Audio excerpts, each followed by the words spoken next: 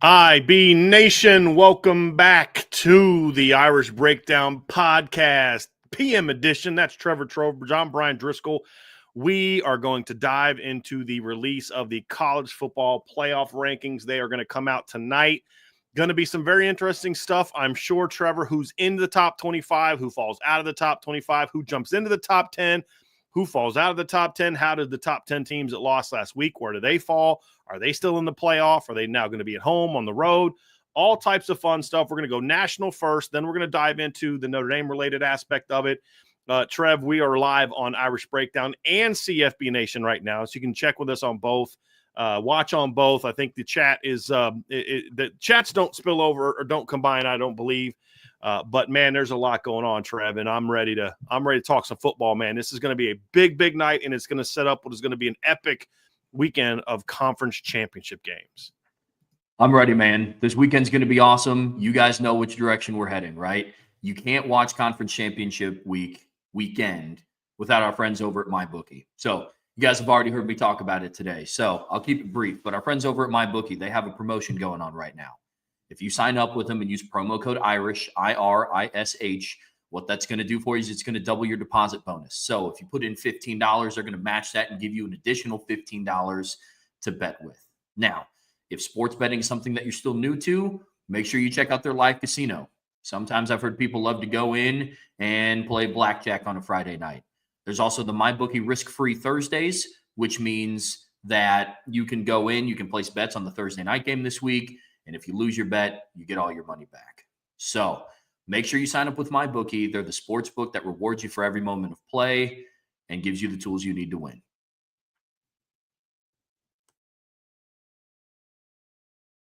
Trev, they've already started releasing the rankings. Let's get to it. Number 25, a new team, the Memphis Tigers at 25.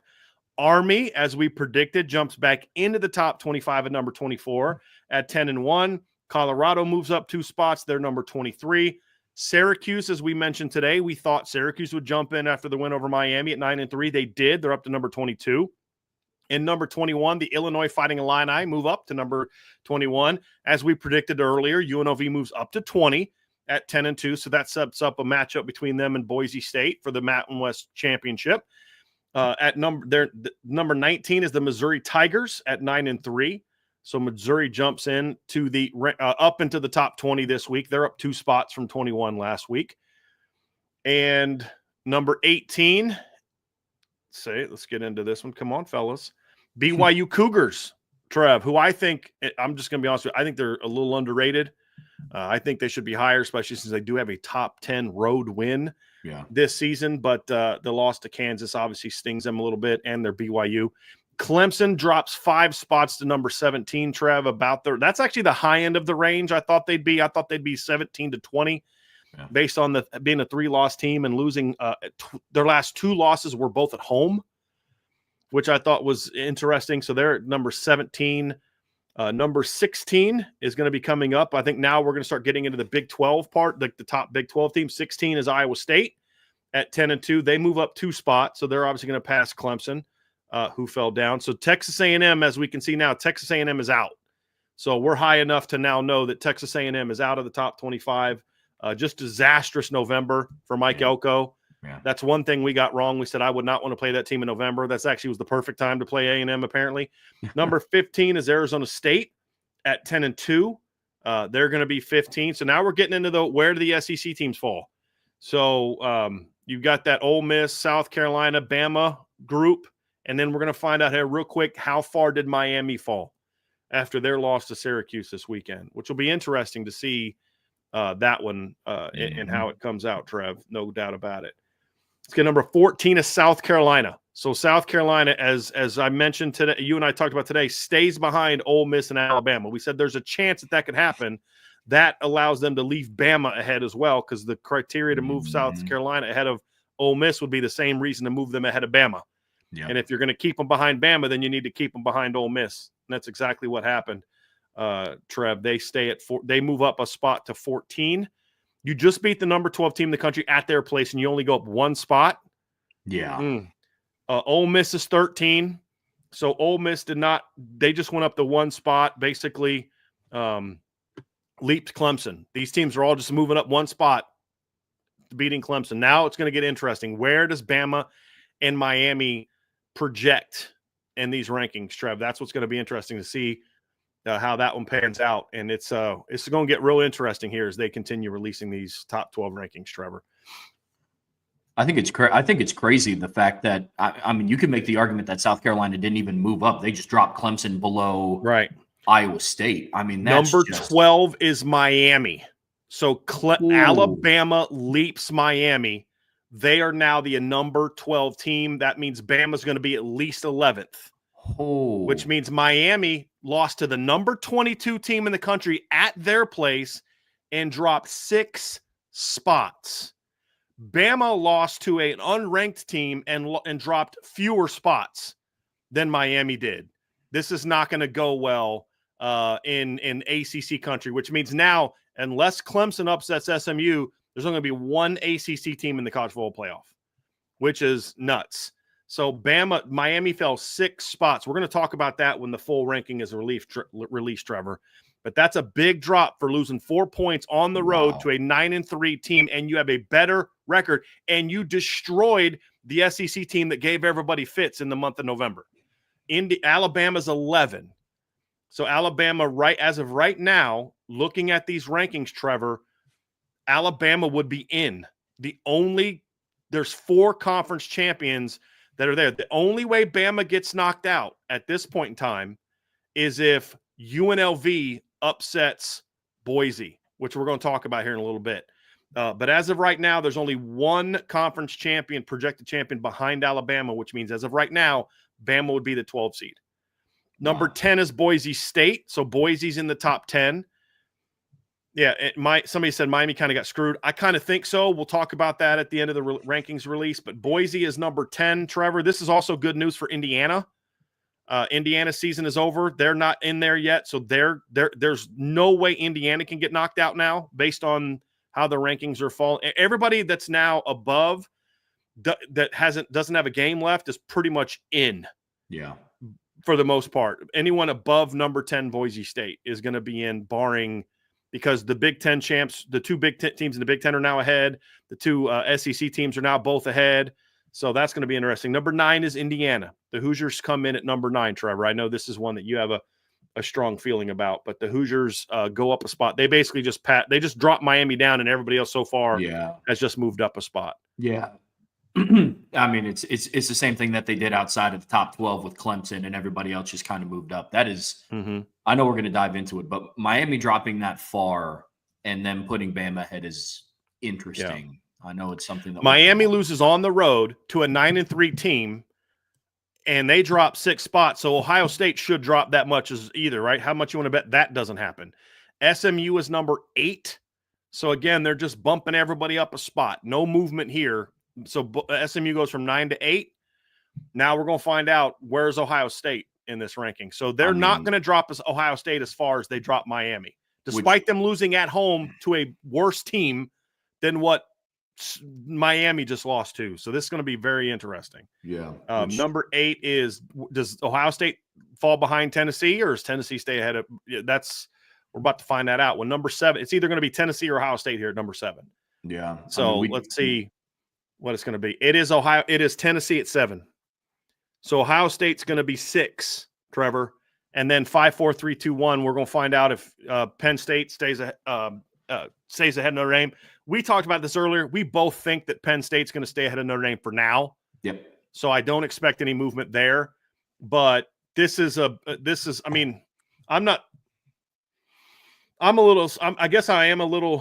I'm not surprised. We'll talk about that later. But the Big Ten, obviously, Ohio State loses at home to a team that's 7-5, and they're going to drop 4 spots. Miami loses on the road to a team that's 9-3 and now ranked in your top 25, and you drop them 6 spots. Ohio State is, in fact, number 6. So they will fall behind Texas, Penn State, Notre Dame, and Georgia.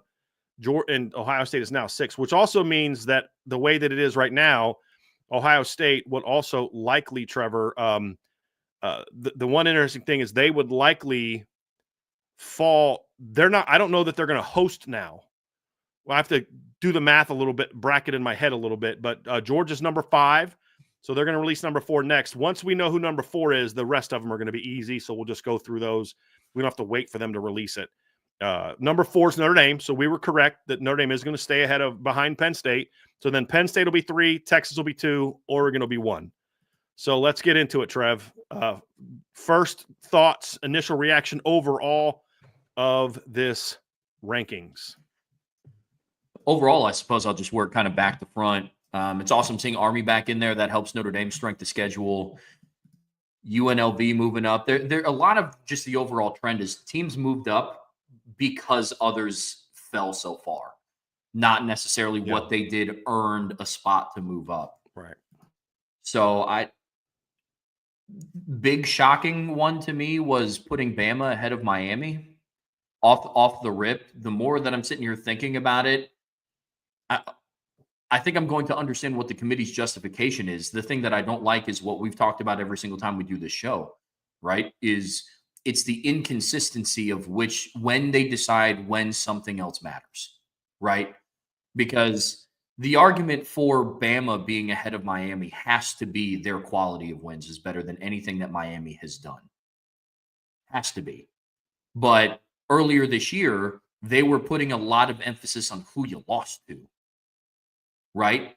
Which now apparently doesn't matter because they lost to a good Georgia Tech team, and then they lost to a very good top 25 Syracuse team, who you now view as a top 25 team, whereas Alabama lost to a pair of 6-6 teams.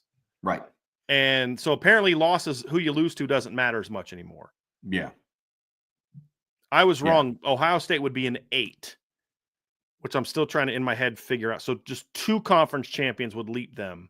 Not 3. That's where I was getting it wrong in my head. The SEC and the Big Ten are going to be ahead of them. So it's 2. So they're the 8 seed. So the way that the bracket works out right now, Trev, and we'll just go over this too as we dive into this, as we get it. And we'll actually just finish your overall thoughts and then we'll dive into the bracket, Trev. Yeah. I mean, another overall thought for me is just that Ohio State dropping from 2 to 6 is, look, man, that's comical. Mm-hmm. It is. If a one-loss Notre Dame team goes into USC, a Big Ten team, Michigan's also in the Big Ten, both of them were a pair of 6 and 5 teams. If Notre Dame lost on the road to USC, who is 6 and 5, they don't go and drop 4 spots and go from 5 to 9.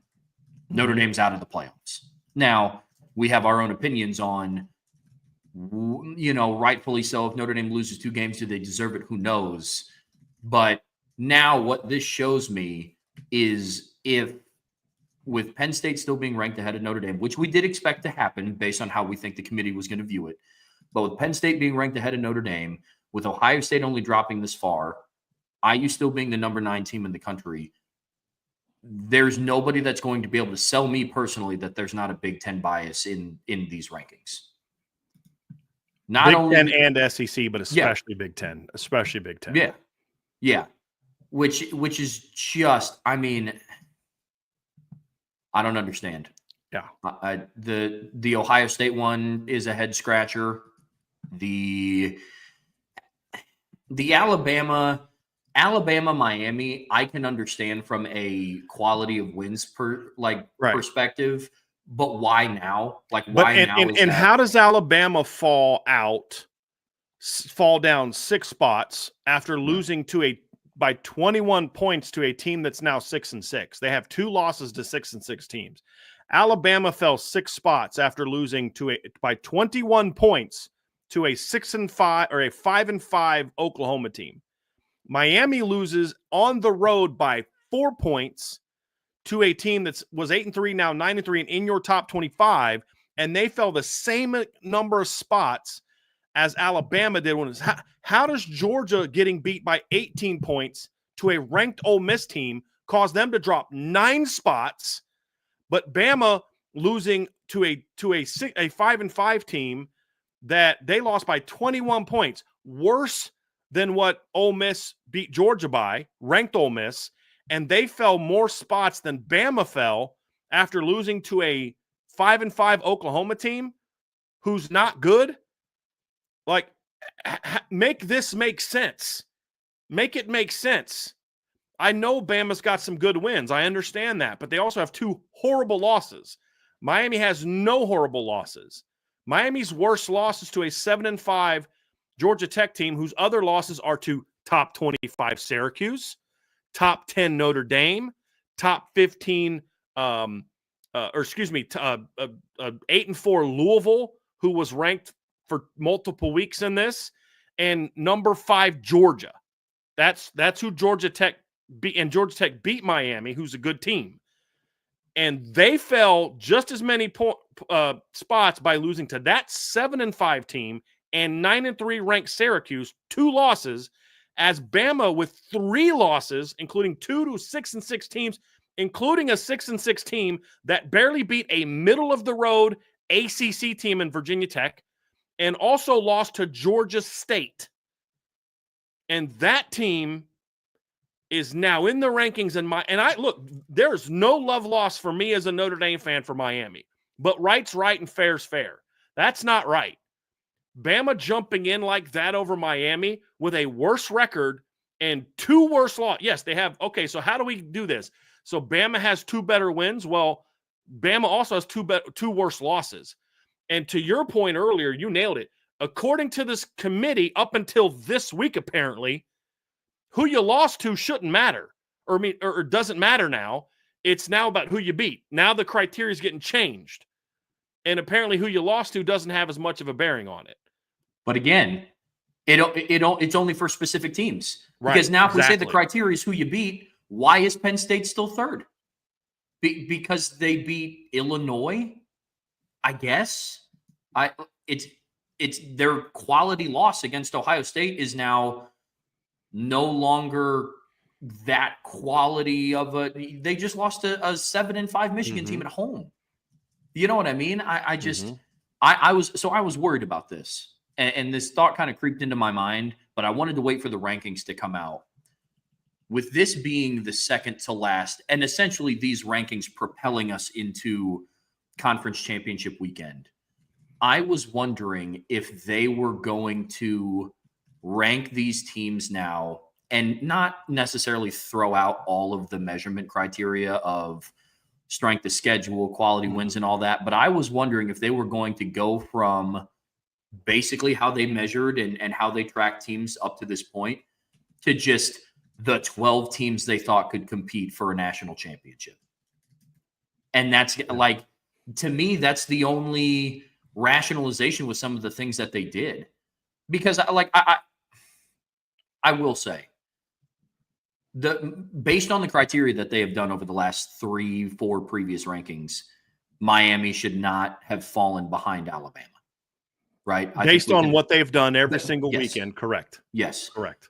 But if you ask me personally who I think could compete with a playoff level team better, Alabama or Miami, right, my answer is probably Alabama if they're on. I would say that you could, if that, I'm sorry, Trev, go ahead. Finish your point, man. I apologize. Go ahead. No, you're good, man. It's just that in a vacuum, if I look at it, very big picture, surface level argument, which is apparently what the committee looked like they did, is who do they think would compete better with playoff level teams? The team that beat Georgia and Missouri and South Carolina, not that they are playoff level outside of Georgia, or Miami, who doesn't really have that signature win. That in my mind, that has to be what they tried to measure it off of, because it's not based off of anything else that they've evaluated teams on the previous 4 rankings. You know, like I was wondering that as you and I were sitting down breaking it down earlier today in the show. I was like, I wonder how they're going to evaluate this week, because are they going to stick to their guns and do what they had been doing the previous month, or are they just going to now put their foot down and claim their stake of, we're just now going to rank the 12 best teams that we think have the best shot to win a national championship? Right. I don't know, Within reason. Like, there's certain things they can't do. And that's what I was going to say, Trev, is if you're going to do that, again, it's, as you said, it's only applying to certain teams. I think Ole Miss has a better shot at making a run than Indiana does. Oh, yeah. But they're not going to make that change.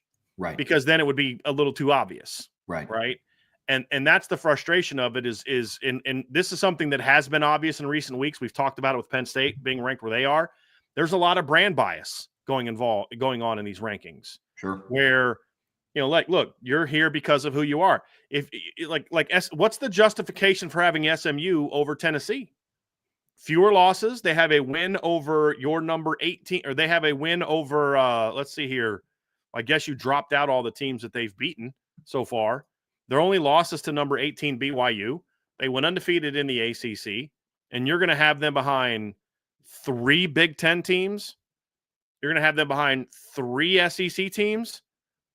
It's like the best team in the ACC. Really? And the other thing about Miami is you saw Miami play against a Florida team that has given a lot of SEC teams fits, beat Ole Miss, took Tennessee to overtime, battled with Georgia. It was a tie ball game in the fourth quarter. Miami destroyed that team 41-17. So there's a lot of things that they're not being fair about when it comes to where Miami is. And here's the thing. So this is no bias on my part, because honestly, I'd rather Notre Dame play Alabama than Miami. That's just my personal opinion. That's a different conversation. This, to me, it's just there's no consistency to what they're doing at this point in time. None. And you can't tell me that losses matter for some teams and then give Bama, who's got 2 losses, to 6-6 teams in the playoff. How can you argue that is a legitimate ranking? How can you argue to me that Bama have it? Because you can say, like, well, the SEC beat each other up. No, it didn't. The Big Ten top teams beat each other up. That's the epitome of beating each other up. With the exception of Ohio State losing to Michigan, all the other losses were to each other, basically. Ohio State lost to Oregon. Indiana lost to Ohio State. Penn State lost to Ohio State. Ohio State lost to Oregon. Right? In the SEC, that's not the case. It is for Georgia. Georgia lost to Alabama, and Georgia lost to Ole Miss. All 3 of Ole Miss's losses are to unranked teams. 2 of Alabama's losses are to teams that just got bowl eligible in the last 2 weeks. Right? I mean, that's a bad look, in my opinion. A bad look. And like Ohio State only falling 4, I have a easier time accepting than Alabama moving up with their resume. Because like with Ohio State, you can still point to, yes, they have the quote-unquote bad loss, but Ohio State's worst loss is better than 2 of Alabama's losses. And their one other loss was by a point to Oregon, where Ohio State's 2 losses were by combined 4 points. Where Bama lost by 21 points. 21 points to a 6-6 Oklahoma team. Like, I'm going to give you a little something here, Trev. This is going to be a fun little statistic for you. So if you take the top, top 4 teams, Ohio, Oregon, Texas, Penn State, Notre Dame, that's a combined 3 losses in that group. Those 3 losses were by combined 24 points. That's only 3 points more than what Alabama lost to 6-6 Oklahoma. And yet they just jumped into the top 25 over a team that lost on the road this past weekend by 4 points to a team that you've deemed to be a top 25 program. But Bama, just a week ago, got destroyed by Oklahoma in a game it was really not competitive after the first quarter. And they're back in the top and never led. Not for Miami had a bad loss to Syracuse in that they blew that lead. Alabama never led against Vanderbilt, not for 1 second. And they only had a 3-0 lead against Oklahoma kind of early in the game, I believe. Yeah, they kicked a field goal in the first quarter and then didn't score for 3 straight quarters. So they scored 3 points at the, let's see, when did they get their field goal? So they scored their field goal at the 3:23 mark. They tied it up at the 8. So for 5, 6, 7, 10 minutes. In losses to 6-6 Alabama, or 6-6 Vanderbilt, and 6-6 Oklahoma, Alabama only led for 7 10 minutes. And those two losses, Alabama only led for – look, Ole Miss has bad losses. Ole Miss literally never trailed LSU until overtime. They didn't trail Kentucky till the final minute of the game. And Alabama only led for 10 minutes against Vanderbilt and Oklahoma. Here's the other thing. They only led for 10. They were only tied for 8. So for 42 minutes, they trailed 6-6 Oklahoma. For, let's see, what was the – because Vandy scored first on Alabama, and it was – and never tied it, if I remember correctly. They led 13. They scored at the 8:46 mark of the game, and Alabama never tied it after that. They led for 52 minutes. So against Oklahoma, who went 6-6, and Vanderbilt, who went 6-6, Alabama trailed. We'll do the math here real quick, Trev. So they trailed Alabama, or they trailed Oklahoma or Vanderbilt for 42 minutes.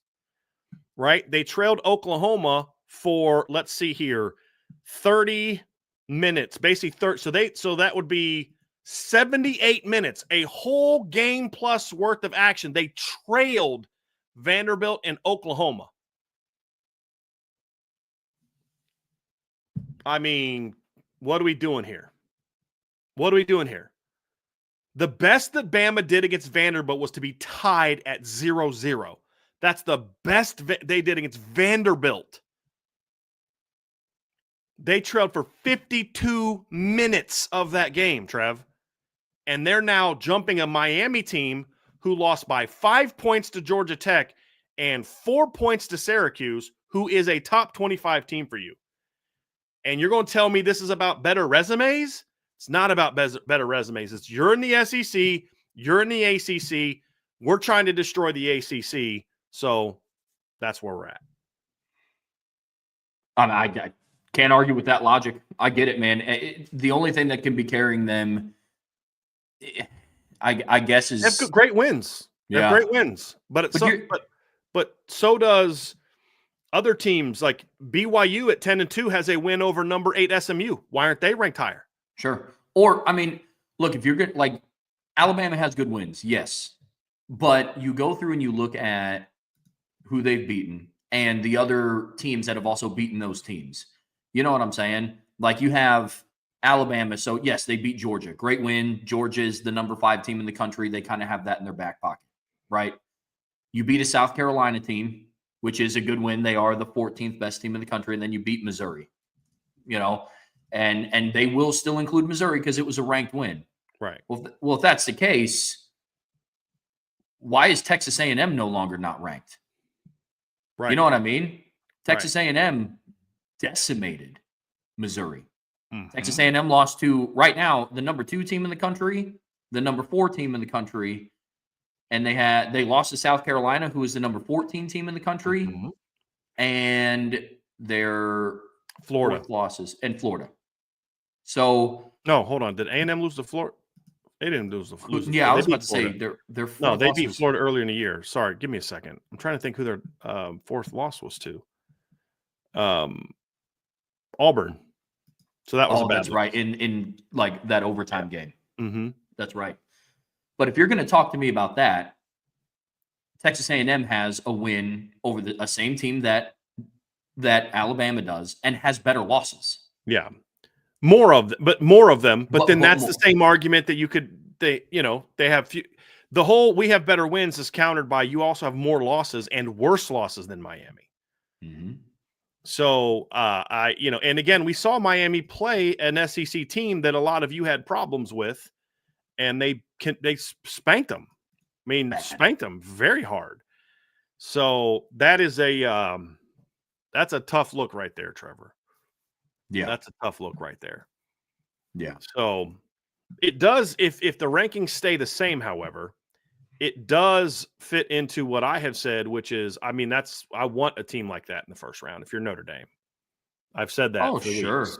I've said that for weeks. Now, let's talk about the bracket, Trevor, before we dive into the Notre Dame specific part. So as of right now, the way that the rankings are today, if they hold true for this upcoming playoff game, which they could, I mean, if there's a chance that they could not move Penn State or Georgia down if they lose, as long as SMU wins, it doesn't matter what happens in that league. And whoever wins the Big 12 is going to just take the place of that 12 seed. So the way it looks right now, Oregon would be the 1 seed.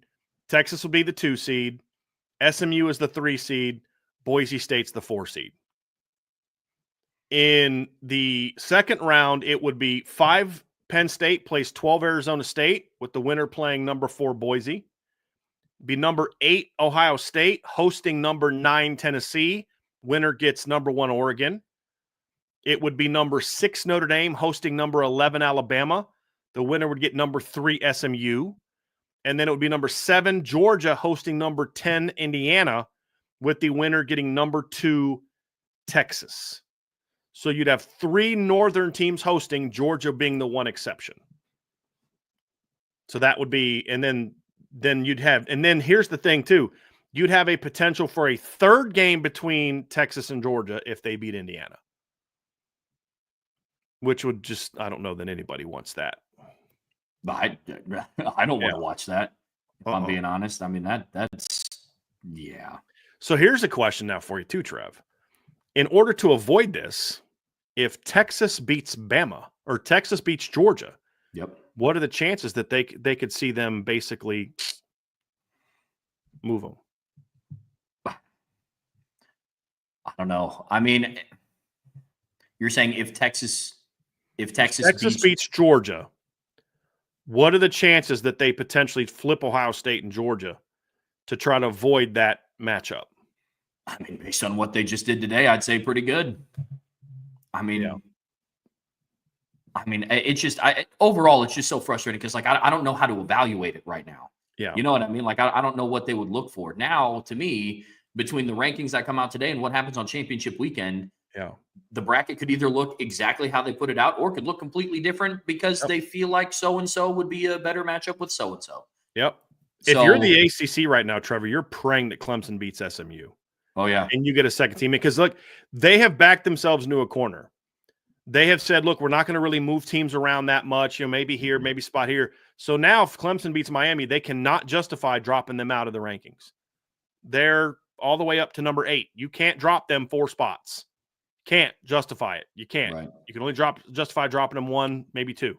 Right. So this is the second year in a row that the ACC has got majorly screwed. Yeah. Majorly screwed by the College Football Playoff Committee. You had 13-0 Florida State dropping out last year because their quarterback was hurt. And now you've got Miami getting screwed. There's no injuries at Miami that I'm aware of. So now here's the thing. What the committee's always said is it doesn't matter when you lose, it's the entirety of the resume. Bull crap. Do you think that if Oklahoma, like, think about it, if Bama would have played Auburn last weekend and won 28-14 and played Oklahoma this weekend and lost 24-3, do you think there's a prayer that they jump in front of Miami? No. There's no way in heck that happens, Trevor. No way. So you can't tell me when you play doesn't matter. We're seeing it play. All the things they said that would happen would never happen. We just look at the entirety of the resume. Bull crap. Bull crap. Because there's no way you would put Alabama in if they would have lost to either Vanderbilt or Oklahoma this weekend. No way. No way. Again, it's that conversation that we always talk about is how the standards are different depending on the team that you win or lose to. You know what I mean? Like, that's unfortunately, that's what it is. You know, from a Notre Dame lens, and yes, I understand that, you know, Ohio State and Michigan is the game and it's some crazy rivalry. Okay, I understand that. They're Michigan at the time was a 6-5 Big Ten team. And Ohio State loses at home 13-10 in one of the most pathetic offensive displays I've ever seen from a high-powered offense school. Okay. Mm-hmm. If Notre Dame went out and did that. Oh, yeah. To a 6-5 USC team. Yeah. Or Miami or SMU. Yeah. You know, it's not just Notre Dame. It's a non-Big Ten or SEC team. Yeah. Basically is what we're talking about here. Essentially. Yeah. And somebody just said too, Trev, real quick, so you can chew on this while you're saying it because it's relevant. Apparently, Ward Manuel said that the fact that Miami did lose 2 of their last 3 factored into it, which in the past they've said doesn't matter. They've said when you lose doesn't matter.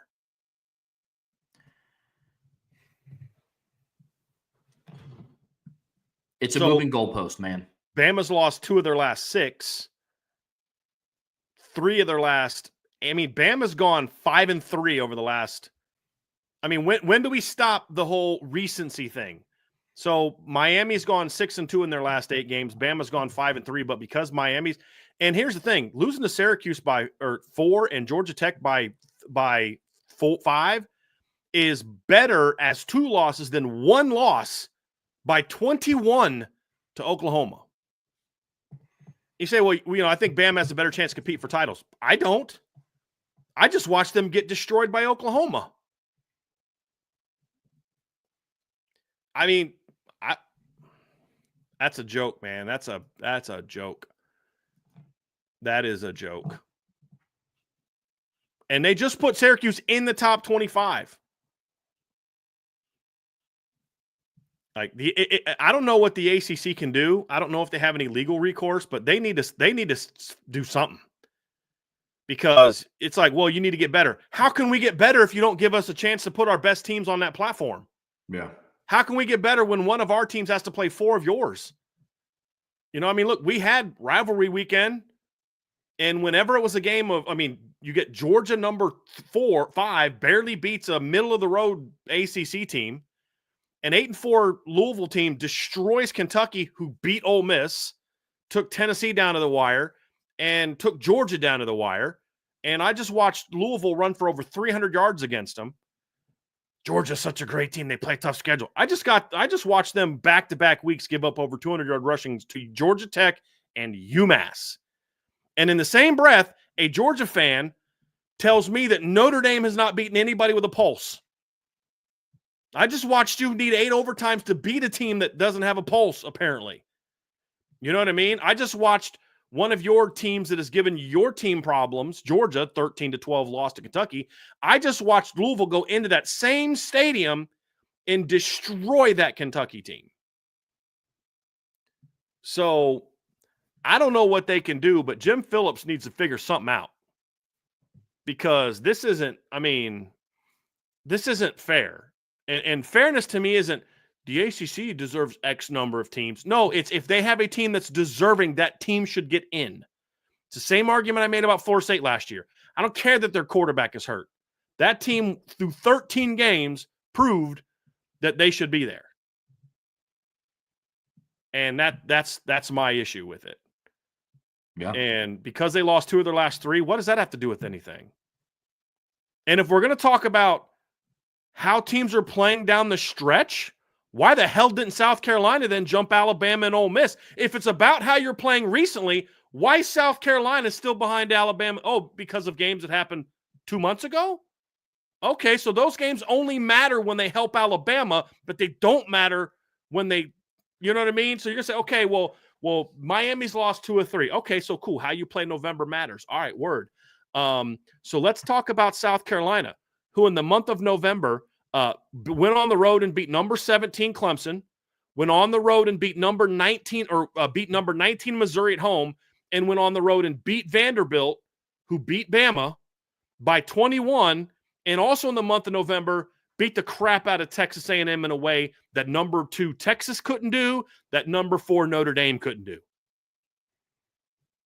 So if how you're playing recently matters, then why? I mean, South Carolina hasn't lost since October 12th, since that loss to Bama. They've won 6 in a row. They're cooking.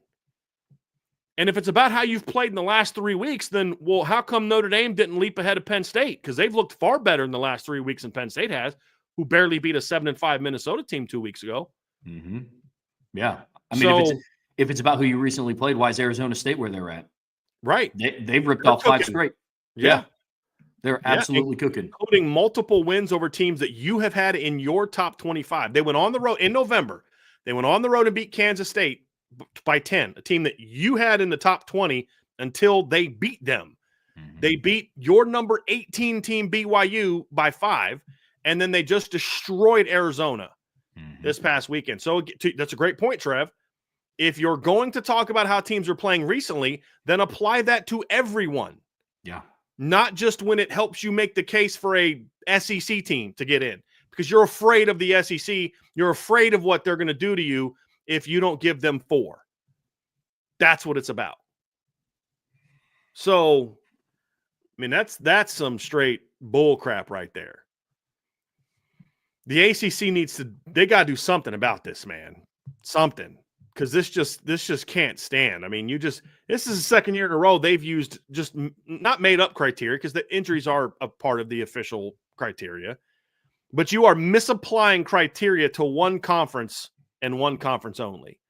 If you're going to talk to me about how teams have played recently, then SMU being 8th is garbage, because SMU right now is playing better than any of those SEC teams not named Texas.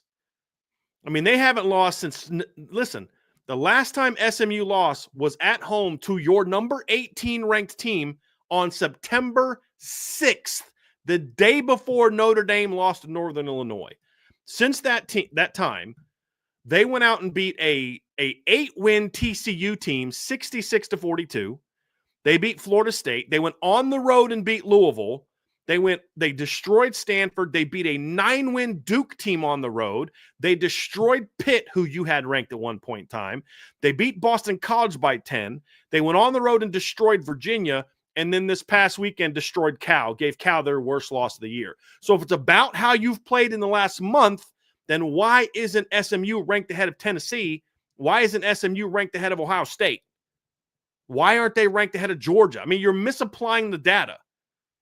And that's the thing that's frustrating is, I mean, and again, if it's about how you've played in the last month, didn't Georgia get stomped in the last month by Ole Miss? Didn't they just need 8 overtimes and the help of 8 officials to beat Georgia Tech from the ACC? I watched the ACC have some middle-of-the-road ACC teams just give some business to some of your top teams. I just watched a 7-5 ACC team take your supposed best team to 8 overtimes.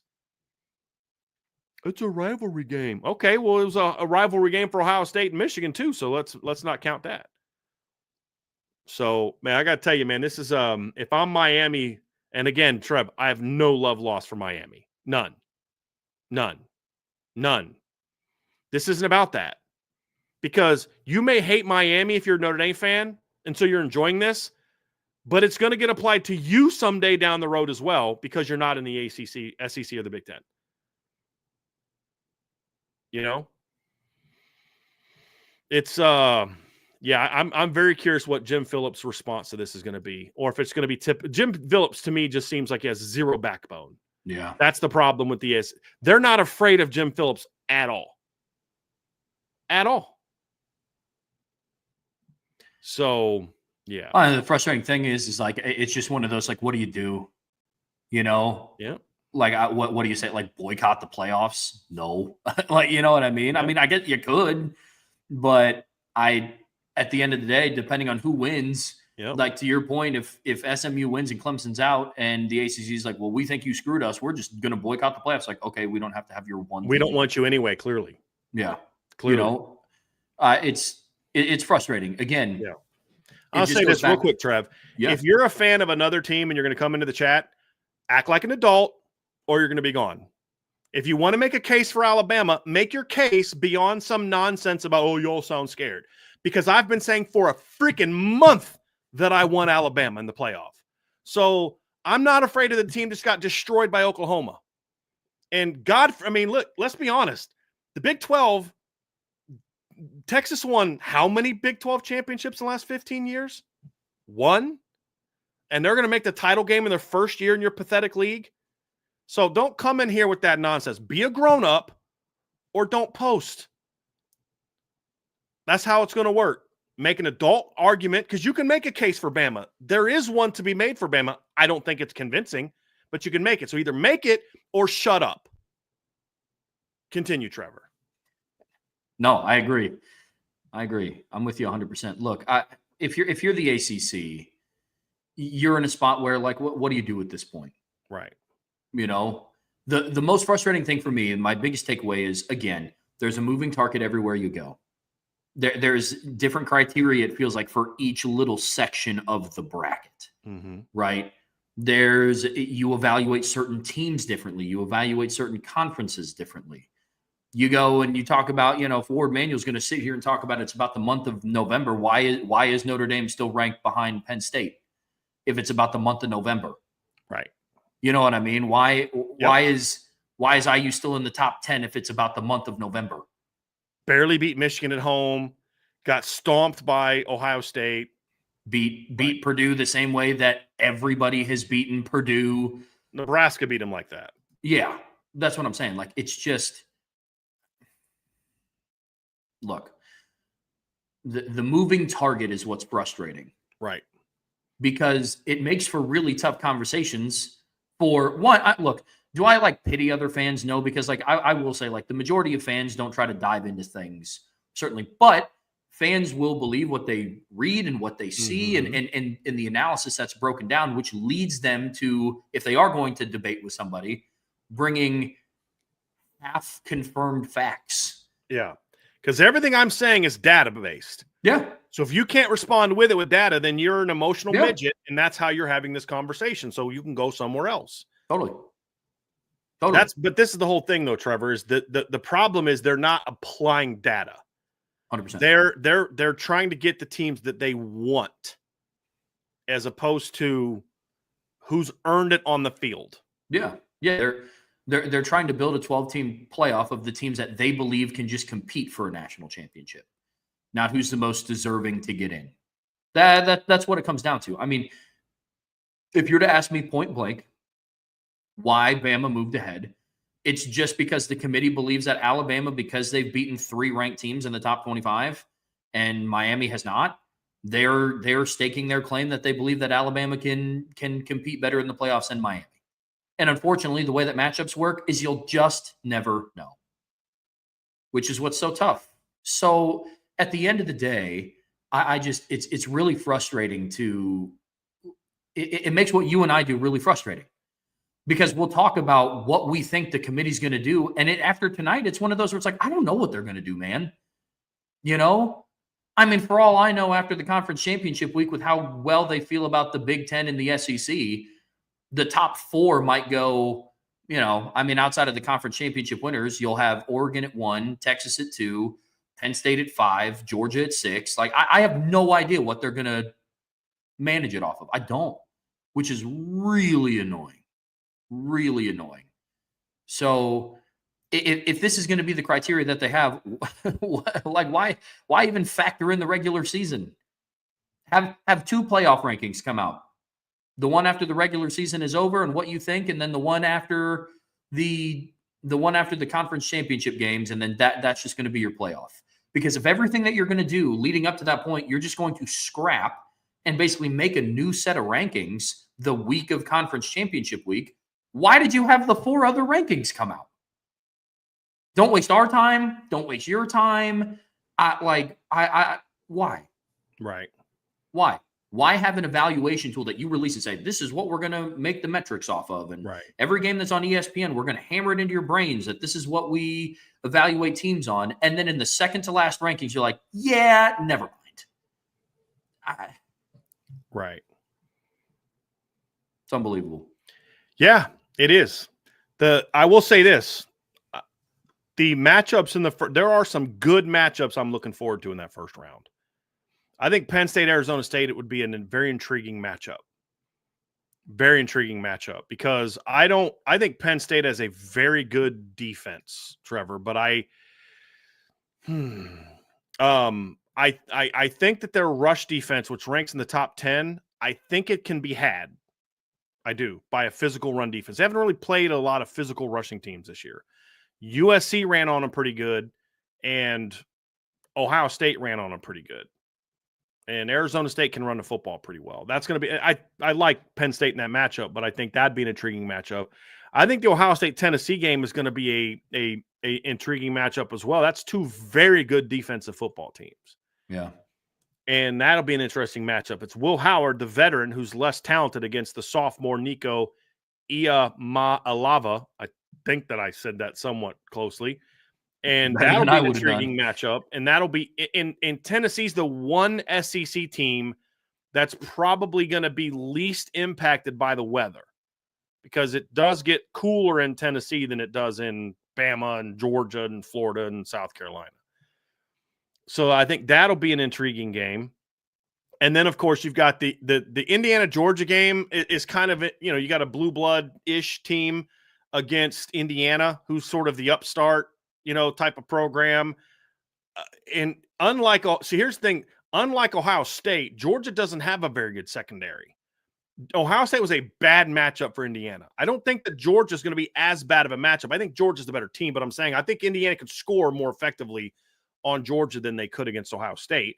I also think Georgia's offense is better suited to move the ball against Indiana's defense than Ohio State was. So that's an interesting matchup. And then, of course, you've got the Notre Dame-Alabama game, which is, I think, the best of the first-round matchup. Well, I think as far as, tightly, two teams that are comparable, I think Ohio State-Tennessee is probably the closest matchup. I think Ohio State, Notre Dame, or Alabama-Notre Dame is the most intriguing matchup of those two. Yeah, I agree. I mean, Georgia IU could be interesting. I will say, after going back through and watching the Ohio State IU game, because it was hard for me to catch all of it. I was walking around New York, but from the bits that I did see, and I went back and I watched the extended highlights of it, Curtis Rourke was having a hard time just getting the ball off because of the pass rush from Ohio State. The defensive line ate. So I don't know. I'm sure some of them were coverage sacks. Again, I didn't get to see all of the all 22, but if a good amount of them were, then they were heating him up pretty good. Okay. It was not a lot of coverage sacks. They were heating him up. I mean, he was getting to the top of his drop and getting hit a lot. Okay. I figured, but again, I didn't watch it intensely. Yeah. So that's going to be the matchup. But I mean, I have my strong opinions on IU being in the playoffs, but at the end of the day, they did what they needed to in the regular season to put themselves in this position to be here. Mm-hmm. But again, like I said, it's weird if the committee is saying, well, these are the 12 best teams that we think can compete for a national championship. And if you truly believe that IU is one of those teams, then I just don't know what to tell you. Yeah. But that matchup has the potential to be interesting. I think Ohio State, Tennessee could be another Penn State, Ohio State-esque type of final score. Yeah. Because I think Ohio State just played terrible against Michigan. That's not Michigan's got a really good defense, but it's not that good. Ohio State just choked. They're going to they're a lot like Notre Dame in that you could just watch Ohio State down the stretch, and that's a worn-out football team. They don't have Notre Dame's depth in certain spots. That's a tired football team. And I think that factored into as well. They're going to get extra rest now because they don't have to play in the Big Ten championship game. Yeah. So they're going to get 3 weeks to rest. I think they're going to be fresh. I think Tennessee was a worn-down football team. So I actually think both of these teams are going to look a lot sharper in this game than they did in the last couple games that they played against. And you could even see what some of Tennessee's receivers in November were just dragging. I mean, they just didn't have the same burst they had in September and October. So I think that's a factor. And Tennessee had a really tough October to early November stretch. Yeah. And they're a young team in a lot of spots as well. So I actually think that's going to be a really good football game. But I do think it's going to be like a 24-21, 27-24, or maybe even less type of game, because those are two really good front sevens. Yeah. Tennessee's front four is – and here's the thing, too, is Tennessee's front four has been banged up a little bit lately, and James Pierce has been banged up all year. You got to get him healthy against an Ohio State offensive line that's not healthy. I was about to say I don't know that they're going to get healthy. I was just about to say that. Yeah. An Ohio State offensive line that will not be healthy in time for that game. Yeah. Yep. And then, of course, the Notre Dame-Alabama matchup would be fun. Yeah. I mean, that when you talk about intriguing, that is a matchup where – because, one, this is not the Alabama defenses of the past. It is just not. Vanderbilt had their way with that Alabama defense. So, it's going to be interesting to see what they do. So, I mean, that game has the potential to have a lot of big plays. Because I will say Alabama is a team that when they are on, they're pretty nice. I'm not going to – because we've seen it at times. Now, it's been especially after the Georgia win, it's been few, far, and in between, in my opinion. It has. But Jalen Milroe will still do Jalen Milroe type things from time to time, even in November. That's going to be an interesting matchup to watch. Now, luckily for Notre Dame, if we're talking from a matchup perspective, they've played a lot of mobile quarterbacks this year. Now, are any of them as skilled as Jalen Milroe? No. Not as runners. No, definitely not as runners. No. But at least it's not like they've played an entire season of just big, burly drop back passers, and now they have to figure out a way to stop Jalen Milroe.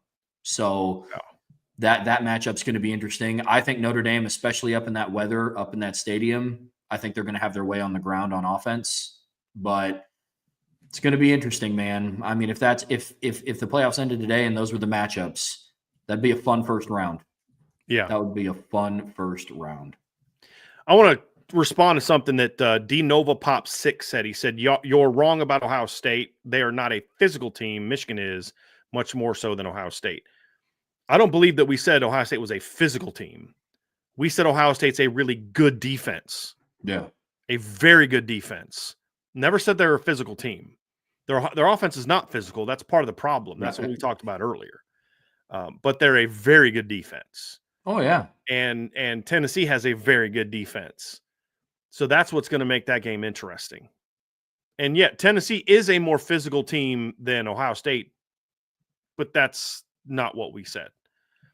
We said Tennessee had a really good defensive line. I don't know that we said Ohio State is a physical team. And matter of fact, we've said the opposite. So if I did say that, I misspoke. I'm not saying I didn't say it. I don't think I said it. What I'm saying is that's not what we think. So if I said it, I misspoke. I don't think I said it. They're a very good defense. There's no doubt. I mean, the game they lost this past weekend, it wasn't their defense didn't lose it for them. Defense gave them tons of chances to win that game. They lost that game because their offense is doing what they've done in big games in recent years, if we're being honest, not showing up. But apparently it was all Kyle McCord's fault, even though he just led his team to 42 points over a top 10 win team. That's what I heard. Yeah, and leads the nation in passing, but it was all Kyle McCord's fault last year. So, I also like the idea of Ohio State, Tennessee in round 2 against Oregon. Penn State right now has a really nice path, but there's going to be a lot of potential rematches in this, Trev. If Oregon, Ohio State is a potential rematch unless Tennessee wins. If Oregon holds serve, then they get a rematch against Penn State, assuming they can beat Boise State. You've got a Texas-Georgia rematch potentially for the second round. So definitely some potential rematches here, which I think takes away a little bit from this, which is why I would like to see them get rid of conference championship games. Because if there's no conference championship games, then we're having if it doesn't matter who loses a conference championship game, right? If they lose, it doesn't matter. You're going to be ranked where you're ranked now. Then why play them other than you just want to make money? Sure. Just take the highest seeded teams. So you'd take Oregon would be number 1, Texas would be number 2, SMU would be number 3, and Boise would be number 4. That's your 4 highest ranked teams in a conference. So the highest ranked, and then just don't play the conference championship games, and let's go here and let's do this. So,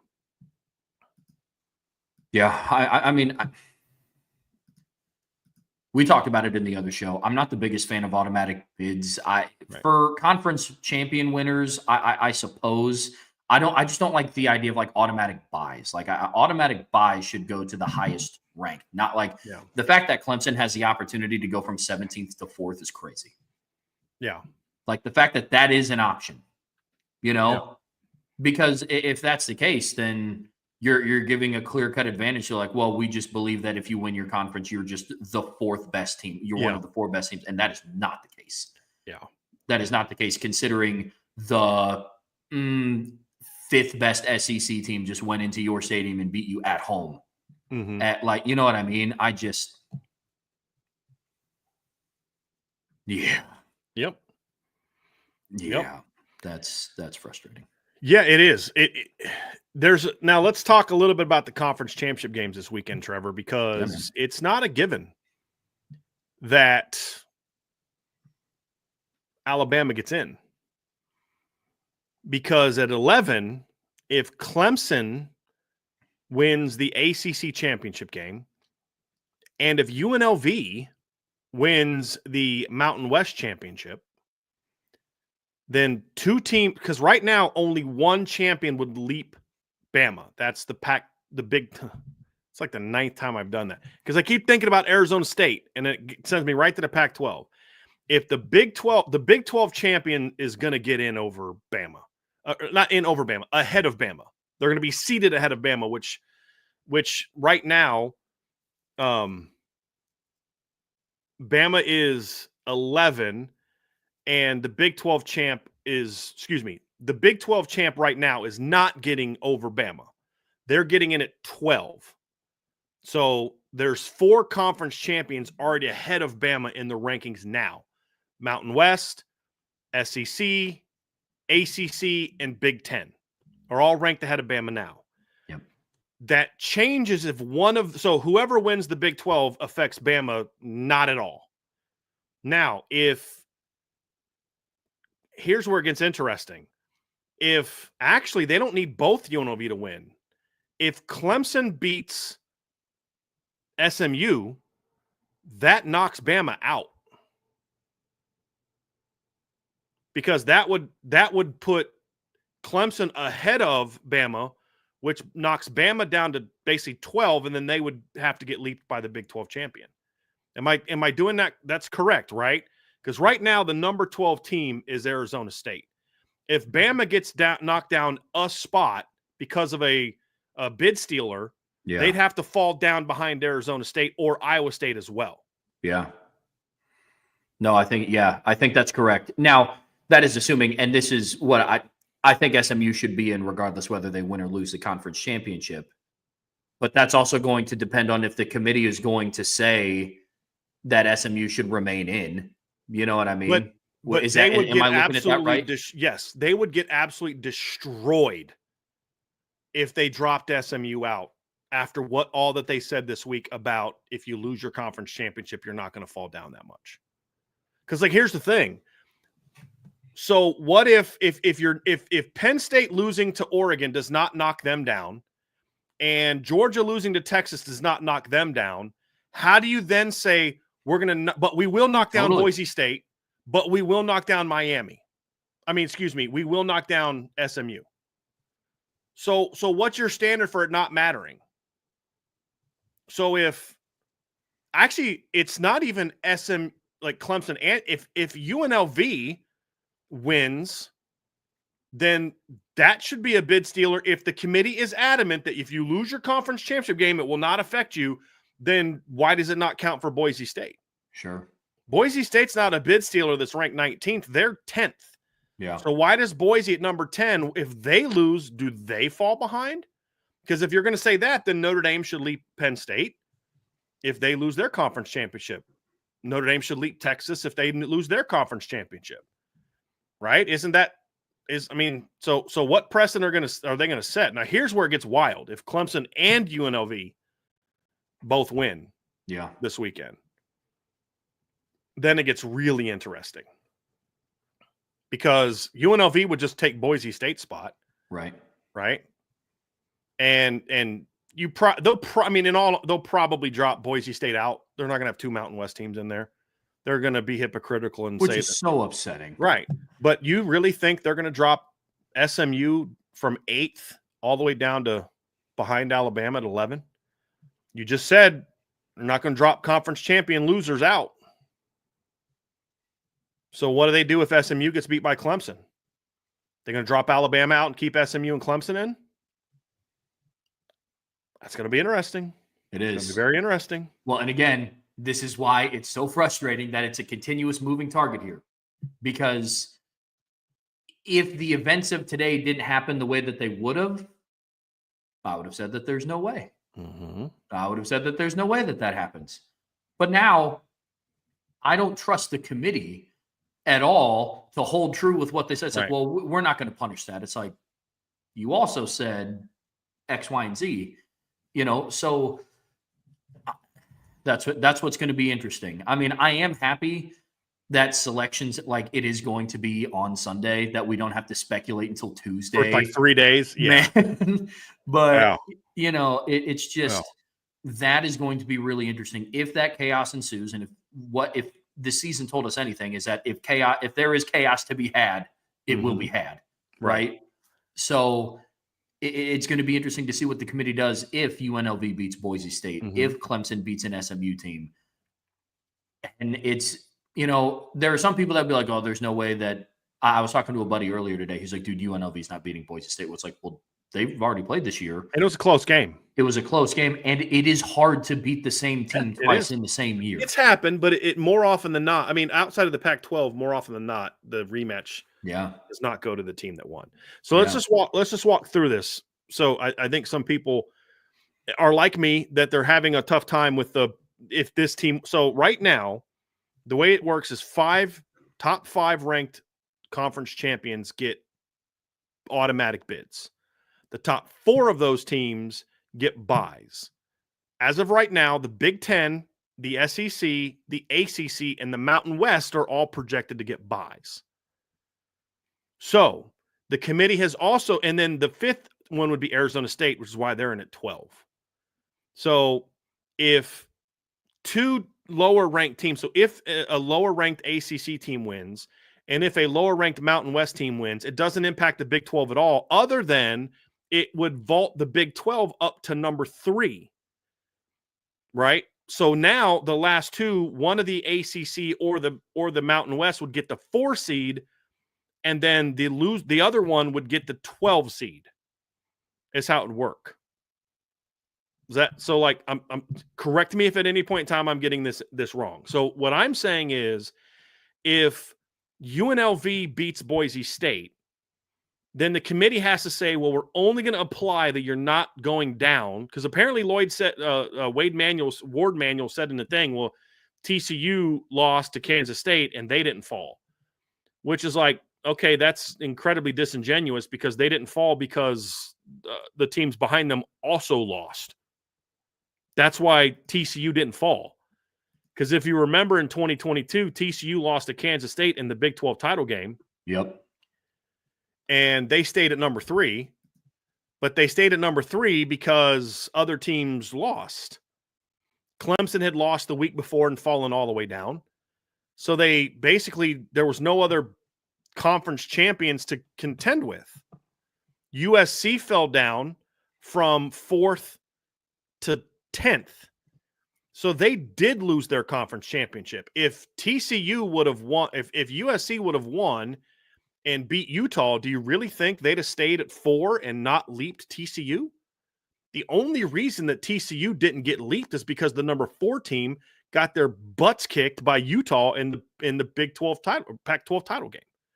Yeah. That's the only reason why. And then the other team, Clemson, who was ranked in there before, had just lost the week before that in the last game of the regular season to South Carolina.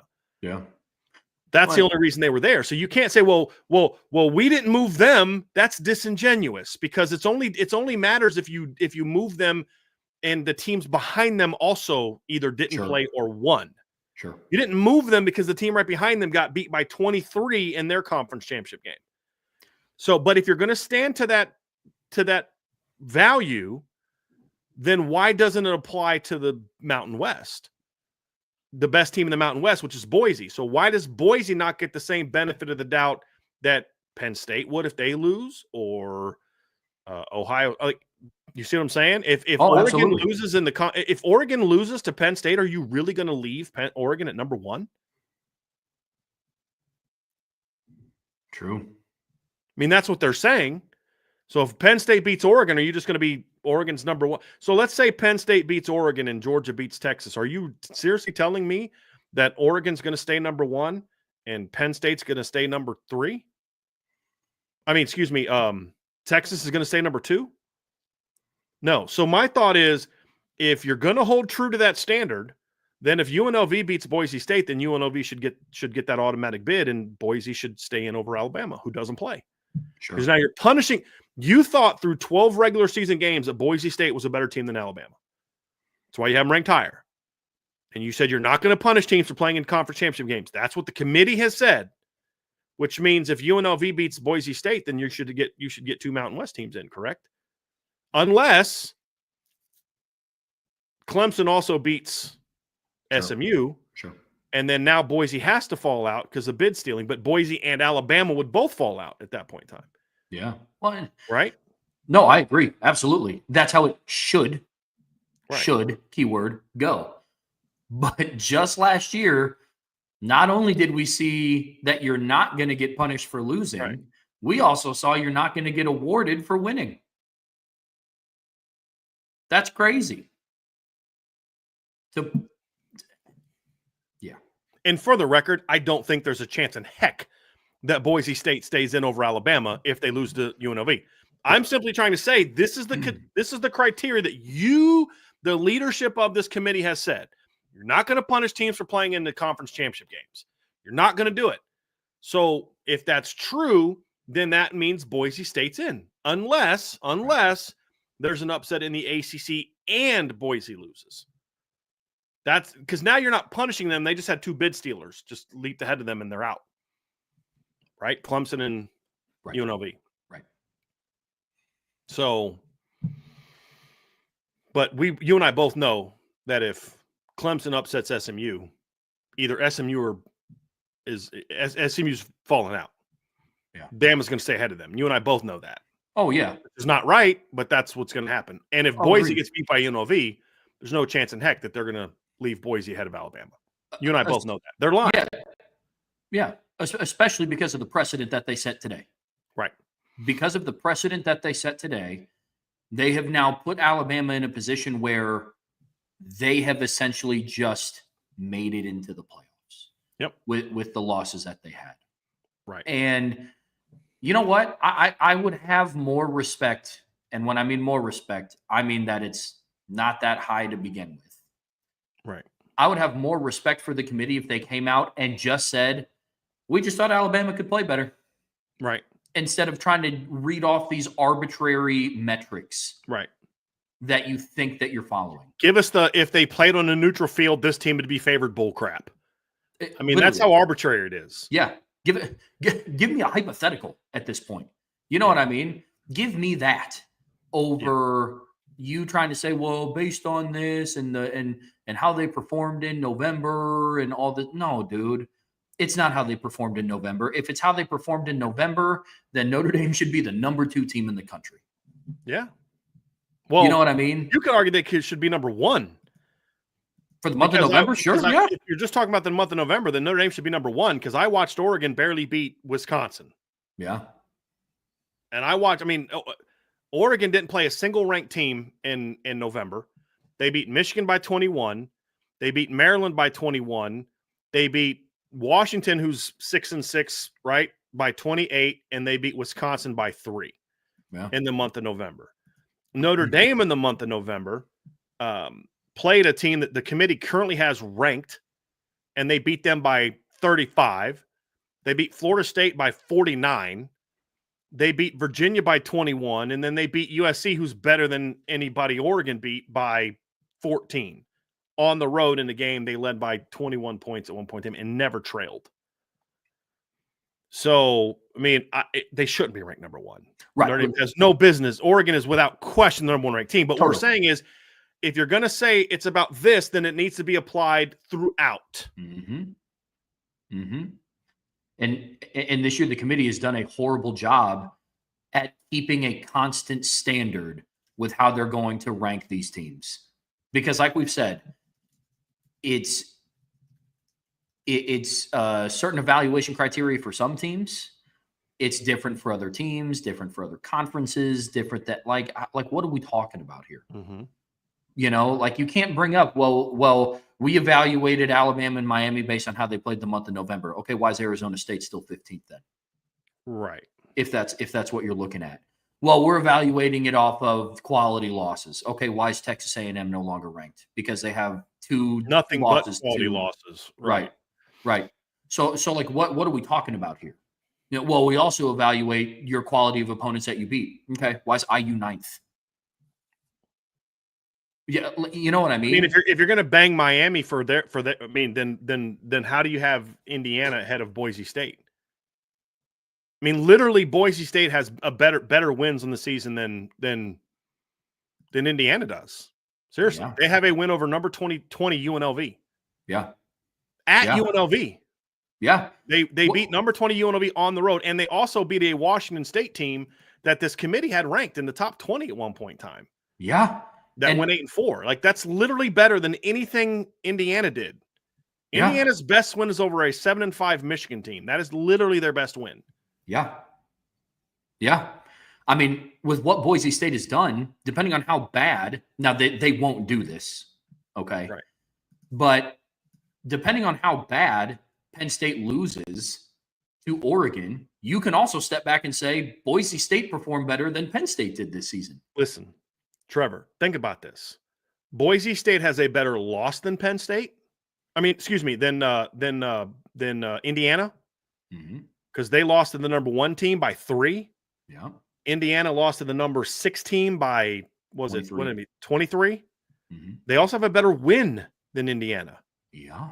They beat the number 20 team in the country at their place. Yep. Whose losses this year are a tight loss to number 20. This is who UNLV has lost to this year. UNLV lost to number 22 Syracuse by 3 at home, and number 10 Boise State by 5 at home. Mm-hmm. Beat Kansas at Kansas. Mm-hmm. Beat Houston at Houston by 20. Beat Oregon State at Oregon State. So literally that is a far better win than anything that Indiana has done. Also, let's go look at the top 25 ranking here real quick here, Trev. Mm-hmm. Where is Illinois ranked? 21. Where's UNLV ranked? 20. Where'd Penn State play Illinois? Home. Where'd UNLV play Oregon? Yeah, in Eugene. Exactly. Mm-hmm. And they lost by 7 to Ohio State, who's number 6. I mean, why is Boise State not ranked ahead of Penn State? If you're going to narrow, see, here's the whole thing. If you're going to narrow it down, and this is what Notre Dame lost. If you're going to narrow it down to narrow criteria and say, well, it's about who you beat and who you lost to, the best teams you beat, the best teams you lost to, then why is, and I don't think Boise should be ahead of Penn State. Right. That's not the point. They should be ahead of Indiana. Correct. They shouldn't be ahead of Penn State because there is more. But if you're but you can't draw that out, because if you draw that out, then you're going to start asking some questions about, well, why this, why that, why this, why that. Mm-hmm. Right? Mm-hmm. So Boise State has a better win than Penn State. Right? Penn State's win was at home over number 21. Boise State's was on the road to number 20. Yep. Penn State lost at home to number 6 by a touchdown. Boise lost it on the road to number 1 by 3. So why is Penn State ranked ahead of them? Yep. So again, that's my issue, Trev, is when you misapply the rankings, like you said, just be straight with us. We're just trying to get the 12 teams that we think, based on our feelings, are the best teams based on criteria that aren't actually about what's happened on the football field. Sure. Because, we think Bama would be ranked this, that. Why? Because of their past and because of the fact they have higher ranked recruits. That's essentially what it comes down to. Mm-hmm. So it's not about what they've done on the field this season. It's not. So, yeah. And to your point, if Notre Dame would have blown a 28-0 lead to any team, no matter how good they are, and then barely won the game at the end, they would have got dinged for it, where Alabama's considered a great, what a phenomenal. Like, again, how do you have Bama ahead of Ole Miss? They both have the same exact best win. They both beat that team at home. Bama needed a last-second touchdown pass to win. Ole Miss stomped them for 4 quarters. Ole Miss has better losses. Okay, so we're back to that again. Let's compare Miami and Alabama again. Right? That's the thing, is you're applying the data differently depending on who you want to move around. Yep. Yeah. It's putting teams in a spot where you have to hit this arbitrary criteria. It's a moving target every week, so you just don't know. Which, looking at it through a Notre Dame lens, which is why I have a lot of credit with what they did. Like people in the media ask Marcus Freeman every single week, how do you feel about looking to the future and looking to the, I know his mindset's got to be somewhat close to ours of like, look, man, at this point, we got to take care of our business and the chips fall where the chips fall. And that's how they've ranked. That's how they've ranked this year. It's just all feeling based. And what they said, like I would even believe, well, I guess I can't even say I would believe it if they went off of eye test because Alabama's looked horrible in games. Alabama does not have a great eye test. Like, even in some of their wins, they don't. They had a really nice 2-game stretch early in the year against like Western Kentucky and Wisconsin, and a nice 2-game stretch late against Missouri and LSU. There's a lot of crap in between those games. Yeah, they didn't play well against Auburn this weekend either. Yeah, if we're being honest about that. Oh no, Auburn's not a good football team, and they played. Was the game in Tuscaloosa, or was it? Yeah, it was at home. Okay. He won 28-14 against a meh team. Mm-hmm. Meh. So I wish the committee would just come out, and I know that they won't because they think if they come out and be honest, ESPN won't call them on it because ESPN wants this result. Oh, yeah. Because in fairness, if it's about money and entertainment, which is all it is for ESPN, it's not about championships and all that. They would want Alabama over Miami because Miami has a very front-running fan base that probably might be too busy with, doing something more, going to a club or watching the Dolphins or something else, watching the Heat or something else than going to watching a football game. I get that, but just say it. Just say it. Well, and it's funny because, the committee won't come out and say, hey, we ranked it based on we believe the first 12-team playoff shouldn't be without Alabama. We're doing it based off of eye test because we think Jalen Milroe can be a difference maker. It's like, okay, so you think Cam Ward wouldn't? Like, you know what I mean? Like, exactly. People have asked me, who would you rather play, Alabama or Miami? And I said, I'd rather play Alabama for that reason right there. Yeah. I just watched Jaden Maiava give Notre Dame a lot of problems this weekend with that receiving core. Miami has a better quarterback and a better receiving core, in my opinion. So, yeah. Than USC. Yeah. Alabama has a better number 1 receiver. Sure. Ryan Williams is a dude. Yeah. Miami has the better all-around receiving core, and Cameron Ward can hurt you with his legs just like Jalen Milroe can when he wants to. And is a better passer. He's far more dynamic as a passer. So which one? And I think Miami has a better offensive line as well and better running backs. Mm-hmm. Who would I rather play? And that doesn't take away from Alabama. That's going to be a good offense if Notre Dame has to face him. And Jalen Milroe is dangerous because when he's on, he is a dangerous player. Yeah. Oh, yeah. But who would I rather face? I'd rather face Alabama. Neither one of them are any good on defense, in my opinion. No. So that's what I'd rather see. Yeah. Yeah. So this isn't about, I'm scared of Alabama. I mean, Trev, if you're a first-time listener, do like 5 minutes of homework and go listen to some of our past shows about this. Because literally in last week's show, I said, look, I want a Bama or Ohio State. And not because bring on Bama, they're not that good. If you want to be the champ, I'm a believer, and I always have been, you need to beat the best programs to prove that you are one of the best programs. And I said this last week, if Notre Dame gets the 5 seed, they beat Arizona State and then Boise State, let's say number 1 gets upset by number 8, all you're going to hear from people is, well, Notre Dame had an easy path. All right, fine. Let's eliminate all that noise. Give me Bama, give me Georgia, give me Ohio State. And if you're not good enough to beat those teams, then you shouldn't be champ. Sure. I'm a big believer in that. I don't want an easier path. I want to beat the best teams. I said it last week. To be the champ, to be the man. It was NWA is what it was. Yeah. Right? Not that NWA, but the wrestling. I'm going to look this thing up because somebody was like, are you talking about WWF versus WWE? No, this is way before that. This is before WCW. Okay. I was going to ask if it was WWE. No, this is like way before then. I'm going to try and find it. NWA. Yes, it was NWA. Which stands for National Wrestling Association. Yes, I think so. But this is like way back in the day, like on TNT, like before WCW and all that, when Ric Flair was like young and had a lot of hair. He had a thing. If you want to be the man, you got to beat the man. And I'm a believer of that in football, right? I'm a big believer in that. So I don't want to duck Alabama. And I've been saying that for a month, Trevor, for a month. Yeah, 100%. Yeah. So, and it's not NWO. That was later. That was WCW, guys. This was a wrestling organization that became the WCW. NWA became the WCW, basically. Yeah. This was before WCW. When I was like a child visiting my grandparents in Virginia, that's what they watched. I grew up on WWF. My granddad and my family in Virginia, they watched NWA because that was more of a Southern wrestling league. So, but I want Bama. I want Georgia, not because I don't think they're good and Notre Dame would smoke them. No, it's because I want to prove myself if I'm Notre Dame against the best teams out there. That's why I don't want to play Arizona State and Boise State and all that nonsense. Give me the best. But I also think fair is fair. Sure. Right? That's where I'm at. Well, as much as I like Alabama as a program more than I like Miami. I despise that program. Sure. I would, if they were playing Michigan or USC, I would root for Michigan or USC to beat Miami. There's no program I despise more than Miami for a number of reasons. But fair is fair and right is right, no matter how much I dislike that program.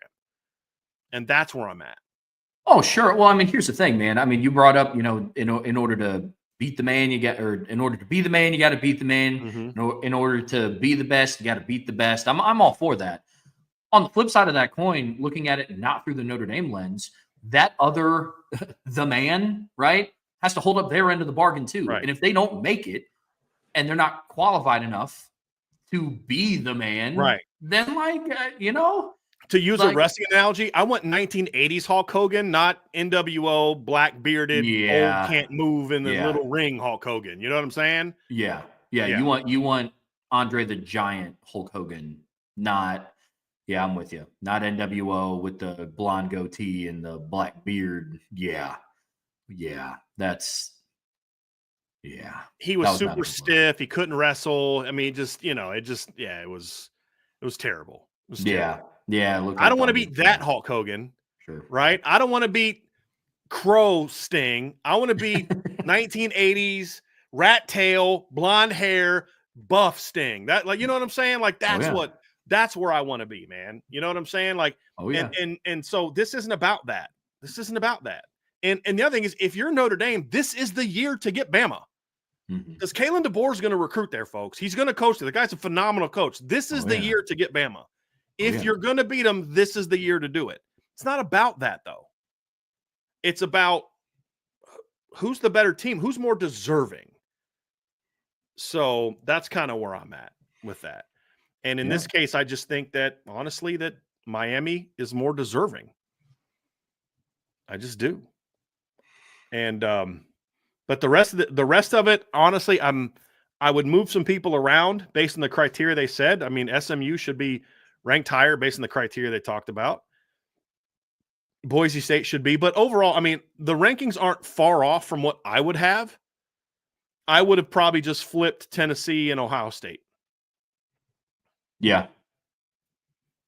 I mean, because Tennessee has a win over number 11 Bama, right? One of their losses is to number 5 Georgia in a game that was a little bit more competitive than the final score showed. I mean, Georgia scored late to make it a 2-touchdown game. It was tied 17-17 at halftime.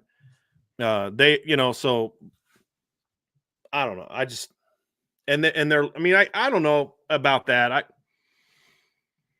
I just think that loss to Michigan was so bad, man. It was so bad. I mean, Tennessee's got a bad loss too to Arkansas, but honestly, I think that was a better loss than Michigan. I do. That was just a really bad loss. Well, Tennessee's loss to Arkansas was pretty early in the year, wasn't it? Yeah, it was first weekend of October during Notre Dame's bye week. Okay. So it was that crazy. It was the same weekend that Bama lost to Vandy. Oh, that's right. By the way. So, but yeah, that's the field right now, Trev. When you look at the conference championship games, the question now is what happens? Like if the higher seeds win, then you may have a slight movement. Maybe Notre Dame goes to 5, Penn State goes to 6, maybe. Yeah. Maybe Ohio State jumps Georgia, maybe. Depending on how that game goes, like if Texas wins by 10 or more. I don't think if the higher seeds win, I don't think there's going to be a lot of movement. Like, Boise's not going to jump SMU or anything like that. Indiana is going to be where they are. There's nothing that's going to leap Bama over Indiana. It just, the rankings are what they are. If the higher seeds win, this is going to be the bracket. Correct? Yeah. I mean, it almost feels like the committee ranked the teams this way this week, so their job is kind of easier on Sunday. It almost feels that way, man. I mean, yeah. Good Lord. But you're right.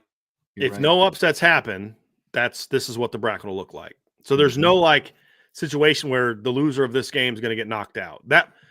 Here's what would have been interesting is if Clemson could have held on in the last 2 minutes against South Carolina, this bracket looks way different. Sure does. Because I think Clemson would be sitting there at 11 behind Boise State. Bama needed a lot to go right last week to get back in, and it went exactly. I mean, it literally was like almost the inside straight for Alabama. They needed Miami to lose, because if Miami won, then both ACC teams were going to get in. Correct.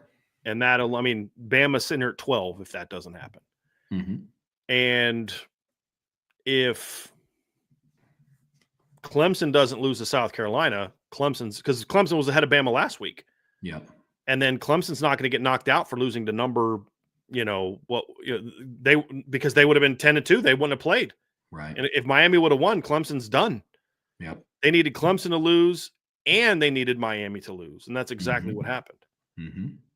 So, somebody asked, would we get Clemson then if they slide in at 11? No, what I think would happen is if Clemson wins the ACC championship, then what's going to happen is Boise moves up to number 3. Arizona State would move up to number 4, and then Clemson would slide into number 12. The only way that Notre Dame would then get them is if they jump Penn State. Otherwise, Clemson would play Penn State.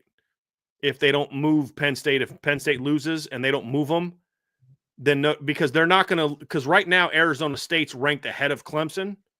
So Arizona State would just bump into the top 4. That's how it would go. Yep. Right. So, that's now if the committee does what I think and you think they should do, which is if Penn State loses in a game where Oregon's definitely better. Like, I'll be honest, if Penn State plays Oregon to a 4-quarter back and forth phenomenal game, I'm not going to have any problem with them leaving Penn State where they are. I'm not. Sure. If it's a legitimate, like Oregon wins in a walk, but if Oregon's clearly the better team and they only win by 7, 10 points, but it's like you're clearly better than Penn State, then Penn State should fall down. So it does depend on how the game goes. If I'm being honest, it's how the game goes. Absolutely. I hate the whole, we're not going to punish a team for losing. Well, that's silly because there's all different types of losing, if we're being honest, right? Like losing by, just like winning's not winning. If Ohio State would have beat Wisconsin 10-9 in 2014, it's not a given they would have jumped in over TCU who beat Iowa State 45-3. Sure. They got in because they beat number 13 Wisconsin by 59 points. That's why they jumped TCU in that ranking. So when I look at it, Trev, it's how you lose. And if Penn State literally plays on a neutral field, a back and forth 60-minute game, kind of like they played against USC in the 2016 Rose Bowl. Yeah. If it's like that, then Penn State to me will have earned the right to be the 5 seed. Absolutely. Yeah. I can admit that. I've been a really big Penn State, I don't know what you want to call it. I'll say it. I'm a hater on Penn State, not because I have an antipathy towards Penn State. It's just I watch them play a lot, and they're just not that good. They're a top 10 team, but they're a 10 or they should be where Indiana is, around where Indiana, Boise State are, in my opinion. That's where they should be. Oh, I agree. Penn, outside of the Illinois win, Penn State and IU have identical resumes, essentially. They both lost to Ohio State. To me, Penn State's one win kind of matches the fact that IU is absolutely destroying the other opponents that IU is making. Yeah. I'm sorry, Trev. Beating number 21, 21-7 does not send you from 9 to 3. Agreed. No, right? agreed. It's Absolutely. because you have white helmets with a navy blue stripe down the middle, and the other one has an IU interlocking that nobody cares about during football season. Yeah. That's, I mean, look, to be honest with you, what it is. For sure. I mean, But let me ask you this, Trev. If it's a 7-point game where where Penn State never really threatens Oregon, do you think they should then move? Not what you think the committee will do. Do you think they should, even if it's just a 7-point game, it's kind of like, if it's like the Notre Dame Louisville game. Yeah. Where Notre Dame beat Louisville by a touchdown, but nobody that watched that game really thought that was a 1-touchdown game. Right.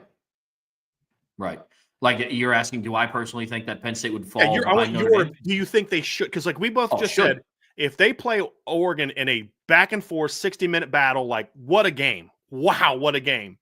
And Oregon wins on their final drive.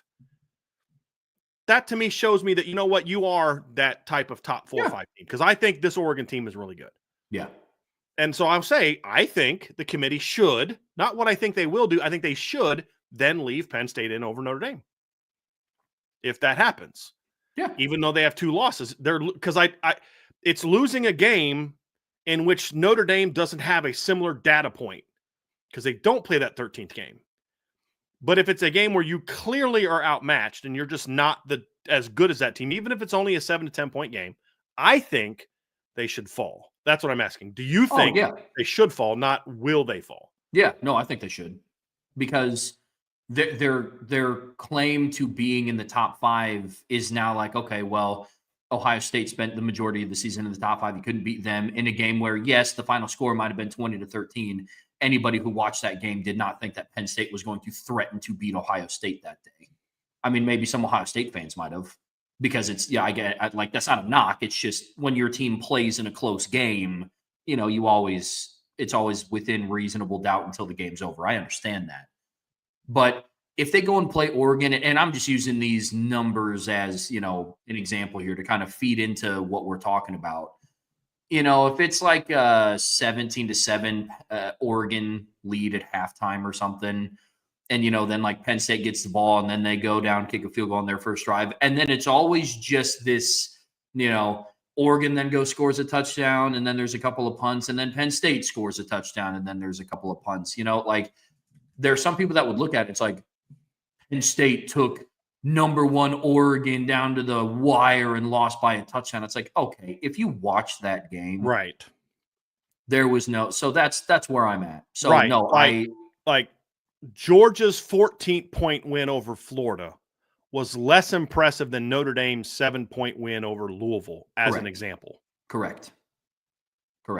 So that is, yes. So to answer your question, in short, if Penn State loses in a game that the scoreboard does not reflect how lopsided that game was, they should fall.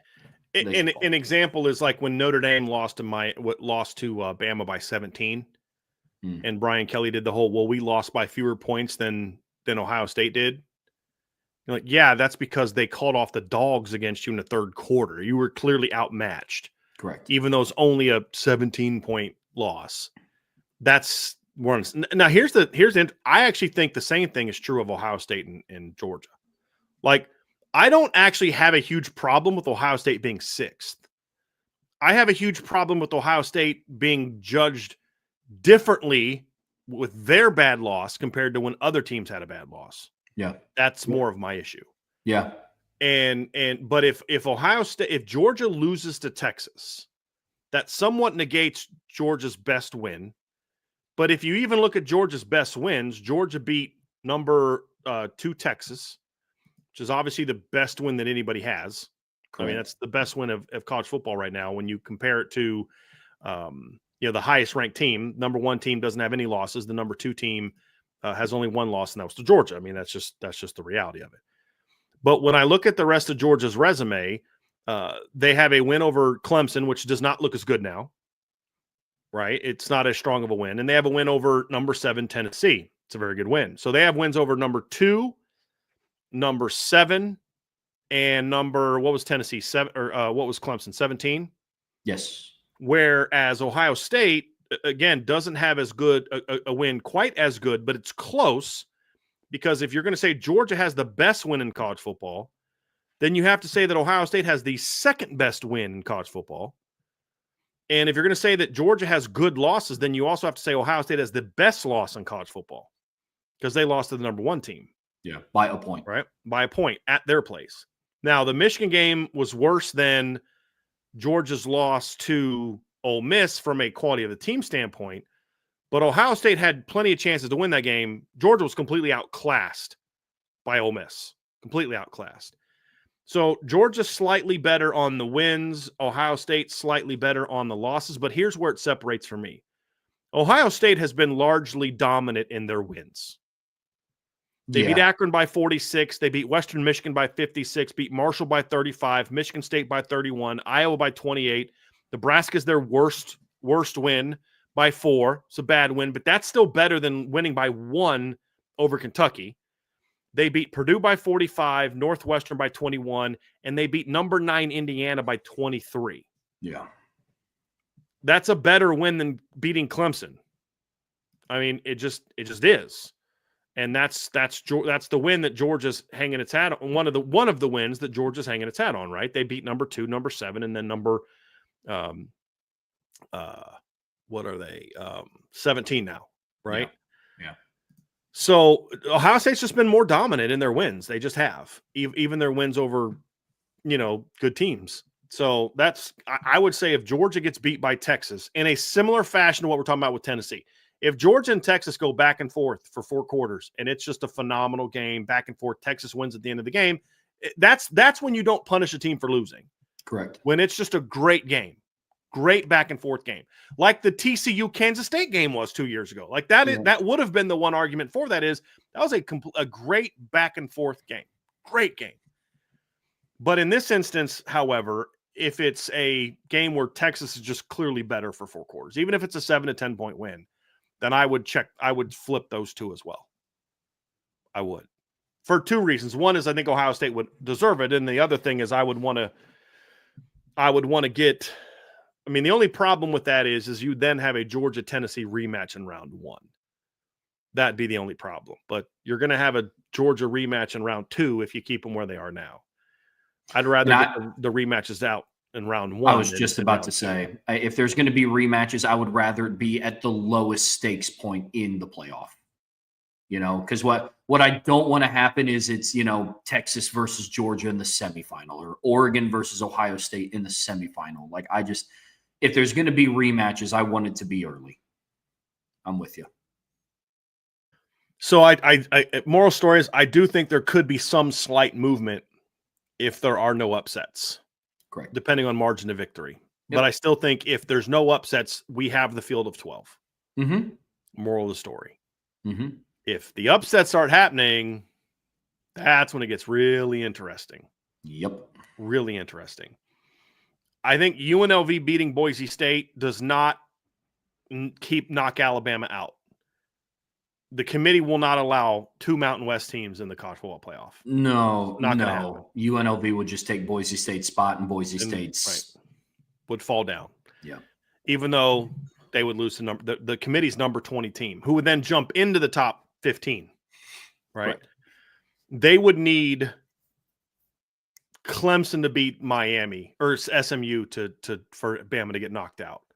Because I don't think the committee would be able to justify knocking SMU down 3 or 4 spots unless you're also going to knock down Penn State and Georgia 3 or 4 spots. That's the difference. So I do think Bama needs all the favorites to win Saturday. If you're a Bama fan, you're go SMU, go Ponies, go Mustangs, go Broncos. That's basically what you're saying this weekend. Yep. Big 12 game doesn't matter. They're behind. So that's where I'm at, man. That's any final thoughts? No, man, I'm right there with you. We covered a lot of bases on the rankings. It's just, at the end of the day, I'm happy where Notre Dame's at for obvious reasons, but everything that's kind of going on around them is pretty frustrating to watch just because now we're trying to hit a moving target. And not only is it a moving target, the qualifications to be allowed to hit that moving target are also changing. So, we're just going to be in for a wild ride basically from now until Sunday until we see what the final playoff rankings are, because at the end of the day on Sunday, no matter what the rankings are and what the bracket says, whether we disagree with it or agree with it, that's what the playoffs are going to be. Can't wait. Can't wait. What we do know is that Notre Dame is going to be part of the first college football playoff. And what we do know based on rankings today that it's going to be impossible for Notre Dame at this point in time to host. Because even if those two upsets happen, that would knock Notre Dame down at the lowest that Notre Dame can go now is 8. So, and that would be Georgia beats Texas and Texas stays ahead of them. Yep. That would knock Notre Dame down to 7. And then you'd have, I mean, I don't think it's doable. I don't see a scenario where, because you'd have to have that upset. You'd have to have Clemson beat SMU. Doesn't really affect Notre Dame because SMU's already behind them. Mm-hmm. So it wouldn't affect Notre Dame's seeding. SMU's behind them. And then a Mountain West upset doesn't affect Notre Dame either because Boise's behind them. So the lowest that Notre Dame can really go down right now would be 7. 7. Yeah. And that's if Georgia beats Texas and Texas stays ahead of Notre Dame. That's the lowest they're going to fall. Right. And that's not going to happen. Or even if the committee, even if Texas wins and Georgia plays so great that the committee decides to leap them ahead of Notre Dame, that's fine. It's still the lowest thing goes 7. That's the lowest. That would be an uproar. That would be one where you would see me rant for about 25 minutes. Because if you're going to stand on business and talk about how you're not going to punish a team for losing, then you better not reward them for losing. Right. And like punish a team that doesn't play. That would be. Yeah. Yeah. Yep.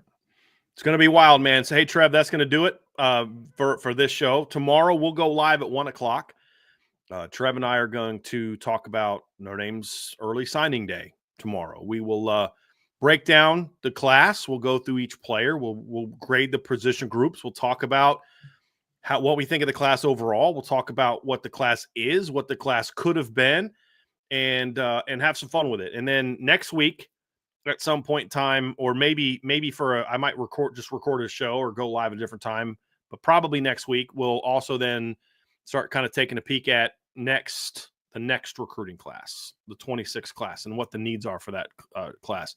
We'll also probably do a little bit of a 2-year look tomorrow as well. I like to do the 2-year grades where you take position groups in over a 2-year span. What have they done at this position in the last 2 years? And have a conversation about that as well. So it's going to be a lot of fun. I'm looking forward to doing that tomorrow with you, Trev. It's going to be a good time. It's going to be a little different than the past years because I don't have Ryan anymore to spend all the hours to set up the parent interviews and all that stuff, which we love to do. So we're not going to have that this year, but we are going to break the class down. So our show tomorrow will be pure analysis of the recruiting class. We're going to break it all down, grade the players, rank I'll give you my player rankings of the class. Offensive rankings, defensive rankings. I'll tell you what each player graded out as. We'll grade the position groups. We'll do all that stuff tomorrow. And so it's going to be a lot of fun. And then, of course, Thursday, Trev will be live at 1:00. Or actually, well, you and I have to talk about that. But I think you and I are going to go live at 1:00. We'll have some topics to discuss. Then Bill Bender will join me at 2. And we will then just preview this weekend's championship games. The Friday, you and I will have a mailbag. At some point in time, we'll do the buy-sell hold. I don't know when that's going to be, but we'll figure out a way to get a buy-sell hold in this time as well. So we'll be 1:00 these next couple days and be ready to rock and roll. Next week, we may have to move things back to 2. We're having some construction at the house right now, so that may mess some things up. There's a chance that one of the shows this week might have to get moved back to 2, depending on done with the stuff being done in my house, Trev. You know that. But as of right now, it's going to be 1:00. But that's, Trevor, why once you've liked this show and once you've subscribed to the channel and once you've hit the notification bell, you'll have that because then you'll know when we schedule a time when it goes live. What I'll also promise to do is if we have to go later, I will set the show early as I could try as normal as possible, but you'll see that it's 2:00. And so that's what we'll do as well. So for Trevor, I'm Brian. Thank you all for being with us. Make sure you sign up for the message board at boards.oshbreakdown.com.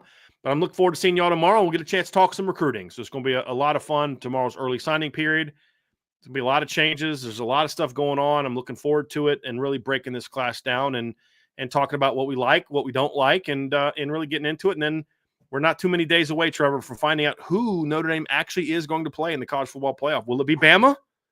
Will it be Clemson? Will it be somebody else? We're going to find out here in what, 5-6 days? 5 days? Right? Yeah. Can't wait, man. Can't wait. It's going to be a lot of fun. So for Trevor, I'm Brian. Have a great rest of your night, everybody, and we'll talk to you guys again very soon on the Irish Breakdown Podcast.